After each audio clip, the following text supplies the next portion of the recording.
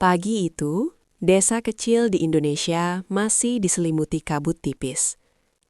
Alia berdiri di depan rumah kayu sederhana, menatap sawah yang basah oleh embun. Di tangannya, sebuah koper usang, saksi bisu keputusan terberat dalam hidupnya. Ibunya memeluk erat, seolah tak ingin melepaskan. Alia tersenyum, meski dadanya sesak. Ia berangkat bukan karena ingin, tapi karena keadaan memaksa. Menjadi TKW adalah satu-satunya jalan agar keluarganya bertahan.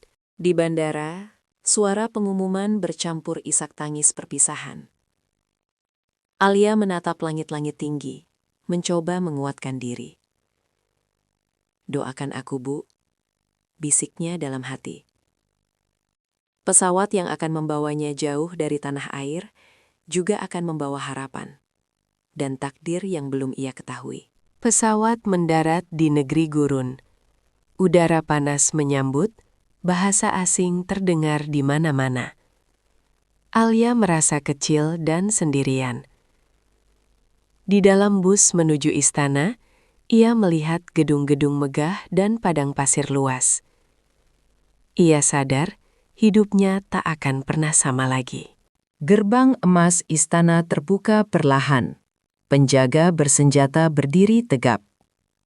Kemewahan itu menakutkan, bukan karena indah, tapi karena penuh aturan.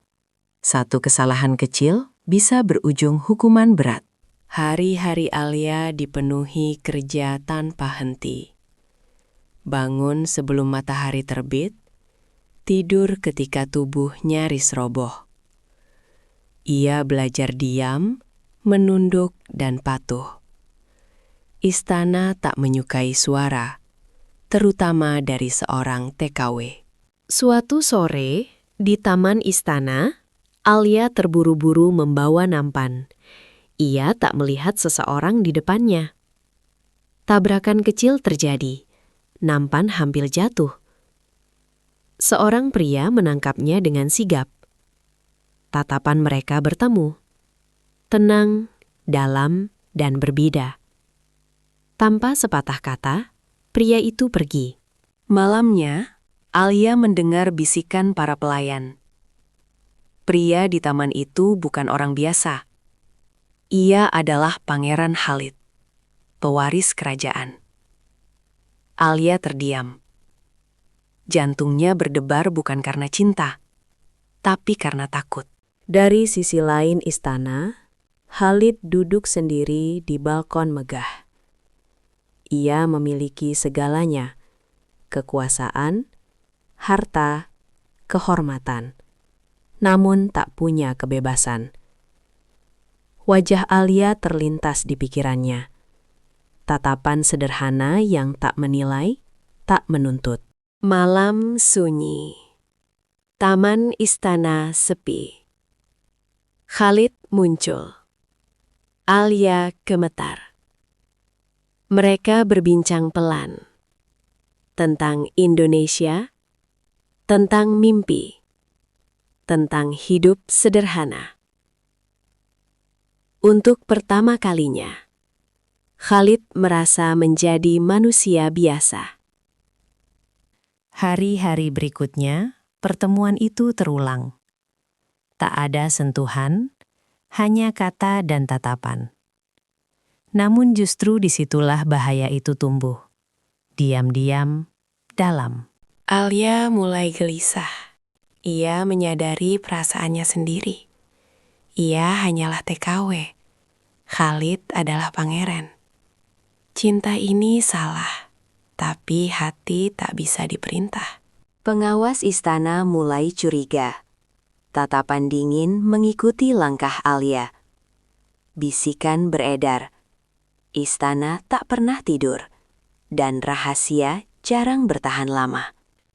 Suatu malam, Khalid mengaku ia akan dijodohkan dengan putri kerajaan lain.